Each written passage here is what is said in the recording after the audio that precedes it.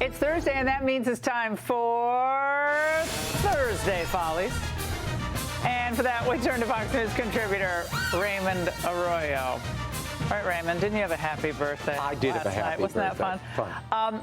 But, you know, I invited him. He didn't show up, Sean Penn, because he was very busy recently in this week with the whole Zinskys visit to the United States. And he went on Jake Tapper on CNN to push his new Zinskys documentary. Yeah. This is an amazing piece of propaganda, Laura. But what stopped me in my tracks is when Penn, with a straight face, argues President Biden and America aren't helping Ukraine enough.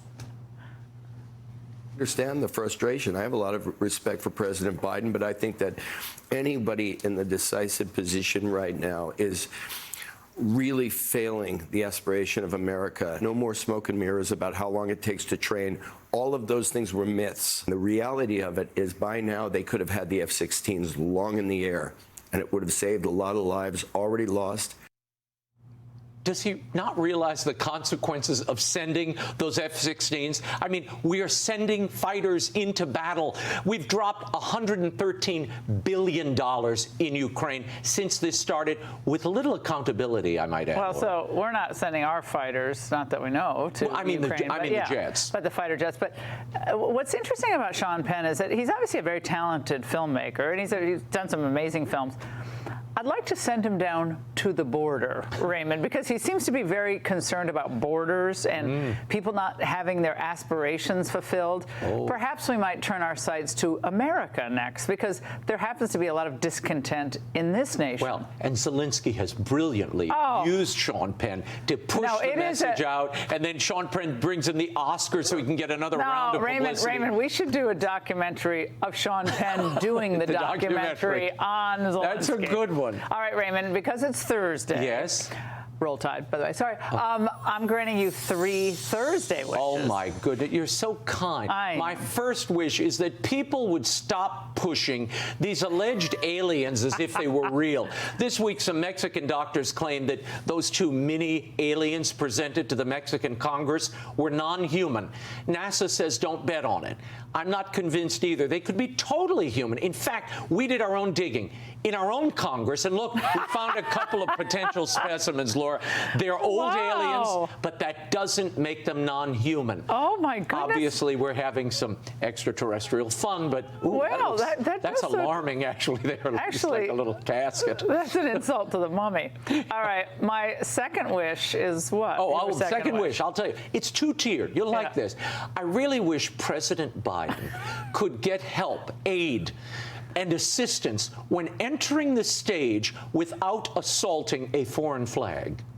The President of the United States and the President of the Federated Republic of Brazil, accompanied by the Director General of the International Labor Organization. That's the Brazilian flag he almost knocked over, which brings me to my second wish, Laura. When the president meets with world leaders, I wish he would engage them with real diplomacy. I can promise you that we will do our very best not to deceive you, Mr. President.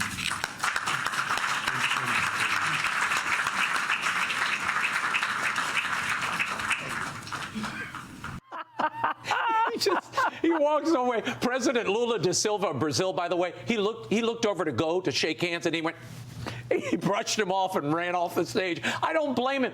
If this is the world coming together, the United States is back, I hate to see America when it's gone. Well, there was a moment today with Zelensky where it seems like there was also a hesitation about what to do next. And there was thankfully a person there to help. He had an aide. Right at the White House, yes. All right, Raymond, what is your final wish on this Thursday? My final wish, Jeannie.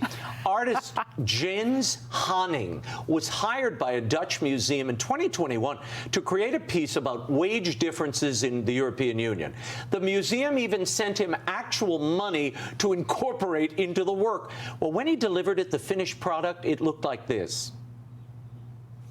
Empty canvases. It turns out Hanning changed the title of his work to take the money and run, and then he did. I wish museums would stop commissioning idiotic works like this that no one wants to see, Laura. The court in Copenhagen, by the way, said he had to repay them $70,000 for the money. I thought that was actually, people were like, ooh, I like what that shade of white is so. The shadow on the canvas when you tells look us at so it, much. when you squint and get down, get down a little low, it looks like he's actually created a waged. I mean, don't you love Van Goghs and Monets? You can splash Campbell's soup on them, no. But these things we're paying hundreds of thousands of dollars for. It's remarkable. Can I get one more wish? Do we have an extra emergency wish? Oh my goodness! Okay, yes. It'll be fast. It'll be fast. I wish someone would tell John Fetterman that it's not Halloween. Here's the senator last week with a Bob Casey mask during an interview. Why is he walking around with a picture of another senator? He needs an intervention.